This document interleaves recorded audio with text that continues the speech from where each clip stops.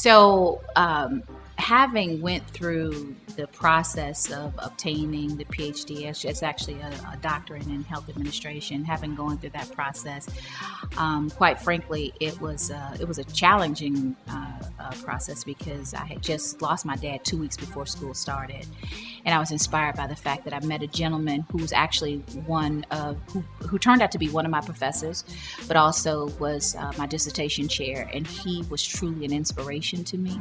And he said, there's some things that I learned about you and some things that I believe that I learned about your dad just in talking to you. And he would want to see you go through the process. And so there were just a number of people that I met along the way that continue to inspire me. So it takes a village, right? Because I couldn't have done it alone. I certainly had the aptitude and the intellect, but really this was about support, the emotional support, right? Because here I am, an adult woman with grown children and, mortgages and all these things going on. And so, school or education in your later years is a little different. And so it was very challenging, but I was up for the challenge. I, made it through. And now that I'm here and I've been serving in this space, what I'm inspired by is my ability to take what I've learned in that setting and now apply it in a new way. Right.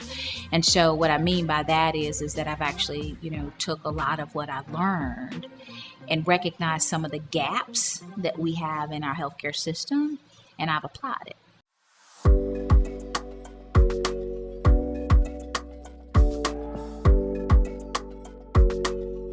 Coming into this work, I recognized early on that there was a very bland and broad-based approach.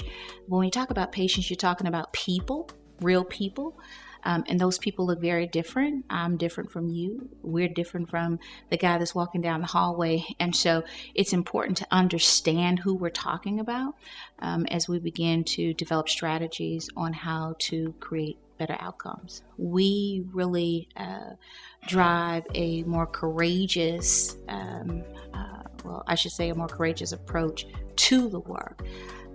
In that we bring in not only the subject matter expertise of clinicians, subject matter expertise of other individuals or recognized individuals in the field, but we bring in the aspects of real people that have real lived experiences in the healthcare system, and we bring their perspectives into our work.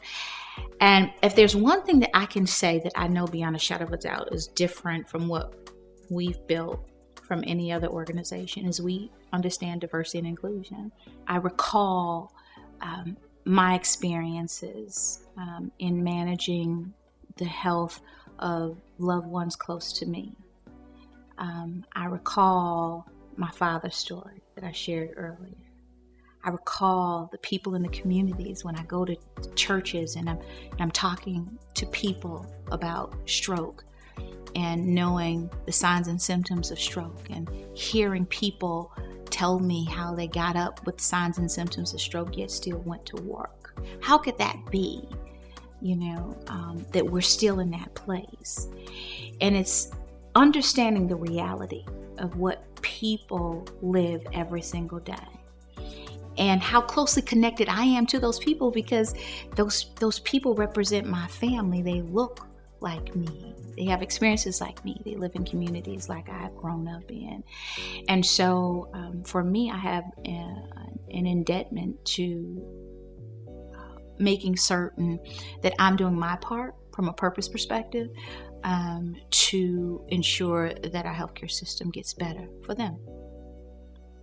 This business for me is also about creating a learning lab in an environment where we're constantly evolving. I don't ever want to make a product and it be that product that never grows, because we're always changing. And so to me, this is continuous quality improvement at its best. That's what we do.